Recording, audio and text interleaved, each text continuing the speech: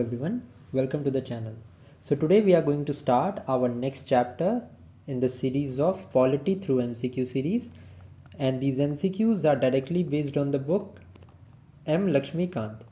Now our today's chapter is going to be the tribunals. So first of all, let us see some of the important information about the tribunals, and then straight away we will move to the questions of this chapter. Now, if I talk about the tribunals, so there was no provision of the tribunal in the original constitution. So if there was no provision in the original constitution, when were these tribunals made? So the tribunals came into effect by the 42nd Amendment Act of 1976, under which part 14A was added. You have to remember this part, this is really important. Part 14A was added in the constitution.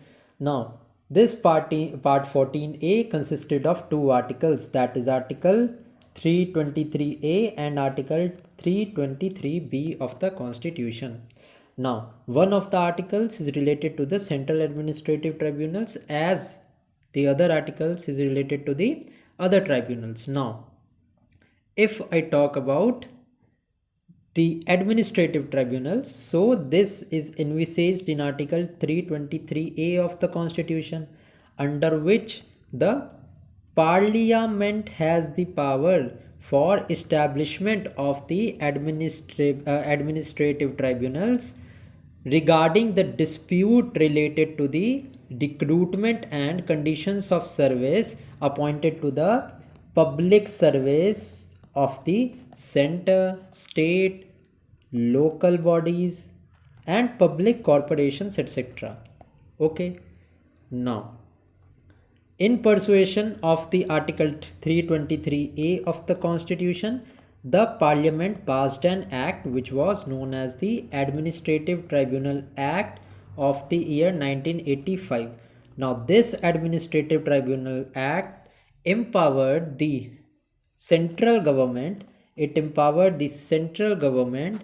establish one central administrative tribunal and the state administrative tribunals. So now let us see about the central administrative tribunals, the incorporation of which is mentioned under the Administrative Tribunal Act of the year 1985. Okay. Now if I talk about the Central Administrative Tribunal, it is a multi-member body. The other important thing to know that these Central Administrative Tribunals, as the Act says, were made in the year 1985. Now, when these were made, the principal bench was made at Delhi, the principal bench was established at Delhi, and the additional benches were established at different states. Okay. Now, this Central Administrative Tribunal, that is CAT, it exercised original jurisdiction on some matters. Okay, so what was the matter of the original jurisdiction? So it enjoyed original jurisdiction in relation to the recruitment of the public servants covered under the All India Services, then the Central Civil Services, then the civil posts that were under the center, then all the things that is related to the center, or the employees that are related to the centers are covered by the central administrative tribunals. Okay. However, there is an exception to it, there is an exception which you need to know, that the members of the defense forces, officers and servants of the Supreme Court and the secretariat staff of the parliament, these are not covered by the central administrative tribunals. So these are the three exceptions that you need to know, that the members of the defense forces, the servants and the staff of the Supreme Court and the secretarial staff of the parliament is not covered by the central administrative tribunal. Now the CAT is a multi-member body. Okay, and there is chairman and other members as well. Now if I talk about the case of chairman, so the maximum age that is allowed for the chairman is 65 years, and if I talk about the members, there is 62 years. Okay, और 5 years तो वो common ही है, whichever is earlier than the person, then the member और the chairman has to retire. Okay, now if I talk about the method of the appointment of the members of the CAT, so these are selected on the recommendation of a high powered selection committee. Now this selection committee is chaired by the sitting judge of the Supreme Court, who is nominated by the Chief Justice of India. Okay, now the selection committee consists of the judge, sitting judge of the Supreme Court, that is nominated by the Chief Justice of India. Okay, now the another important point is that the Central Administrative Tribunals is not bound by the Code of Civil Procedure Code of 1908, but it is governed by the principles of natural justice. Okay, now this is about the Central Administrative Tribunal. Now next I would like to tell you about the State Administrative Tribunal. So if I talk about the State Administrative Tribunals, so their establishment is also provided by the Administrative Tribunal Act of the year 1985, in which the central government is empowered to establish the state administrative tribunals. Okay, so this is important information.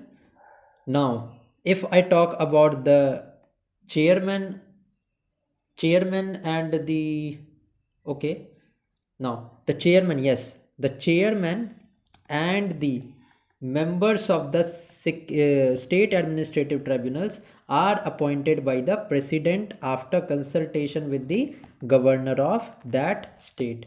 Okay, now this Administrative Tribunal Acts also provides for the establishment of joint administrative tribunal for 2 or more states.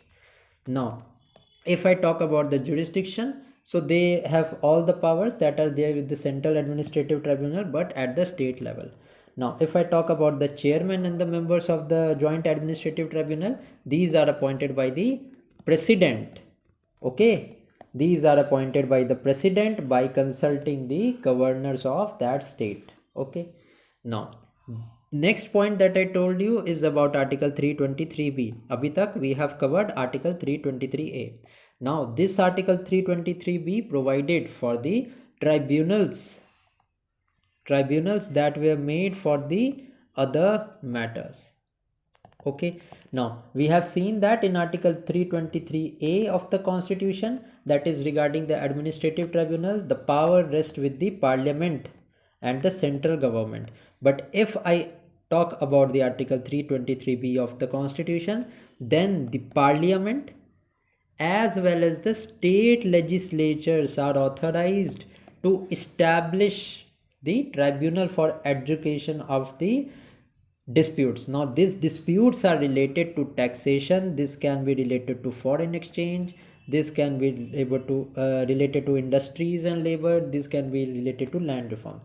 All of that which is not related to the administration, may it be of financial nature, may it be of revenue category, these are dealt by these other tribunals that are made under Article 323B. So the most important point that you need to know, that the administrative tribunals made under Article 323A are made by the Parliament solely, but the other tribunals that are mentioned under Article 323B are appointed by the Parliament as well as the state legislature. Now let me tell you a basic difference between Article 323A and 323B of the Constitution. Now first of all, if I talk about Article 323A, it is the articles deal with the adjudication of dispute regarding the public service matters. Okay, and 323B, any other matter except this public service matter is dealt by the other tribunals. Now second difference, I have already told you that the tribunals under 323A can be appointed by the Parliament only, whereas under 323B there is power rest with the Parliament as well as the state legislature.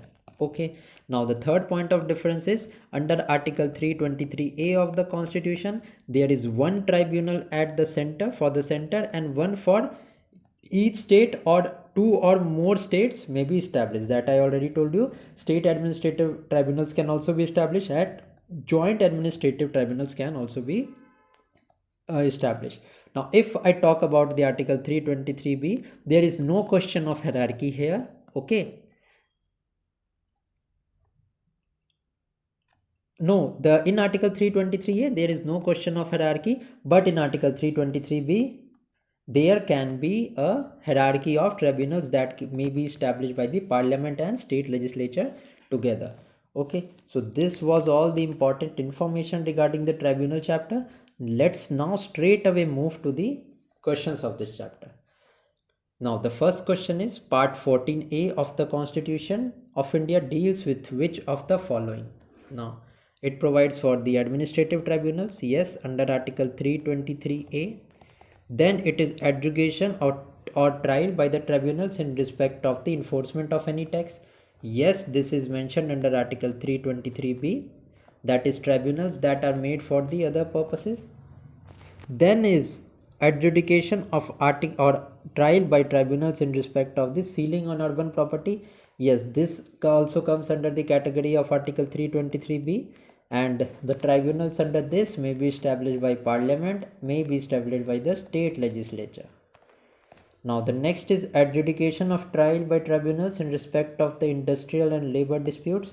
Yes, this I've also already told you. These also come under Article 323b, that is tribunals for other category. So all of this 1, 2, 3 and 4 are established under Part 4A of the Constitution. Now let's move to the second question here. Now, the Central Administrative Tribunals adjudicates disputes and complaints with respect to the service of person who are. Now, these are appointed to public services. I have already told you the Central Administrative Tribunal is made under Article 323A of the Constitution, and it is related to the public services and post in connection with the affairs of the Union except the members of Defence Service.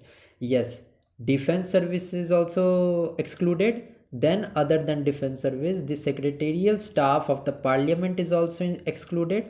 And then the third option which was there was the staff of the Supreme Court is also excluded from the adjudication of jurisdiction of the Central Administrative Tribunal. So the first option seems to be correct here, and it is the correct answer. Let's now see the third question, that is, which of the following is a quasi-judicial authority? Now, quasi-judicial matlab it has some of the judicial functions as well. So, the adjudication of dispute, this is mentioned solely under the administrative tribunals. This is a constitutional body under Article 323A of the Constitution. If I talk about the CAG is mentioned under Article 148 of the Constitution, and the powers and duties and functions of the CAG, this is mentioned under Article 149 of the Constitution. Whereas if we talk about option A and option B, that is the Central Vigilance Commission and the National Commission for Women, both of these are non-constitutional bodies, so quasi-judicial power is not a point given to these, not a power given to these statutory body. Now the Central Vigilance Commission is established on the recommendation of K. Santhanam Committee. So this is some of the extra points that you need to know. But the correct answer to this question is administrative tribunals is the one that has a quasi-judicial authority. Let us now move to the next question, that is question number 4. The Central Administrative Tribunal was set up on the recommendation of, so it was made on the recommendation of the Administrative Reforms Commission. This is the absolutely correct option, and it was added by the 42nd Amendment Act of 1976, for which the Parliament enacted the Administrative Tribunal Act of the year 1985, under which the Central Administrative Tribunal was set up with its principal bench in Delhi.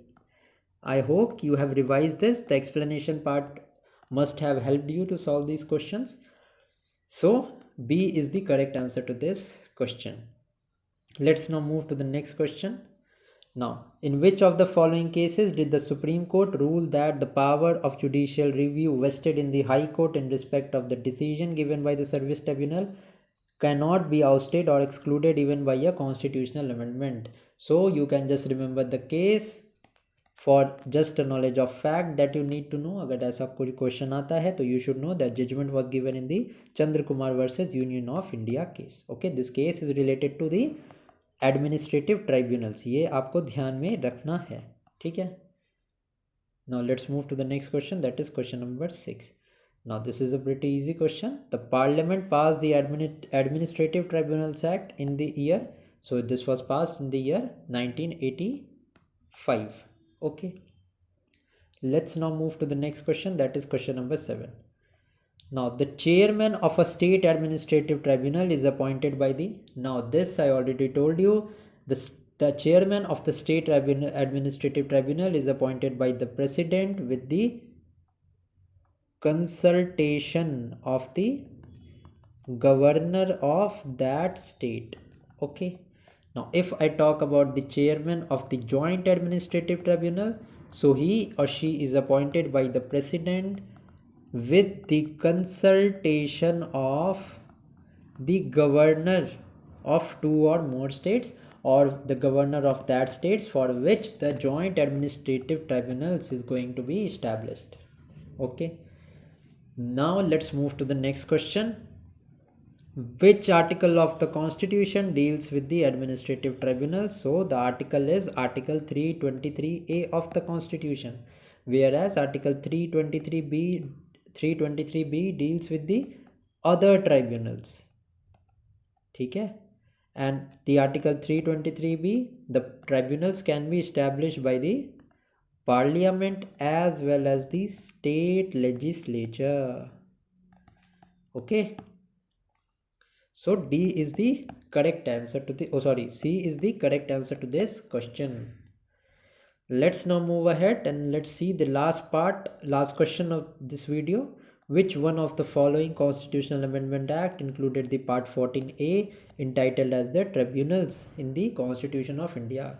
So it was the 42nd Amendment Act of the year 1976, which is also called as a mini constitution because a lot of amendments were made under this 42nd Amendment Act. So A is the correct answer to this question. So with this, we have successfully completed the chapter of tribunals. You can like the video, you can comment down your suggestions, you can comment down your queries regarding tribunals or any of the subjects regarding polity under this video. You can also comment down suggestions or the videos which you want in addition to this polities video. Okay, so thank you for watching. Keep studying.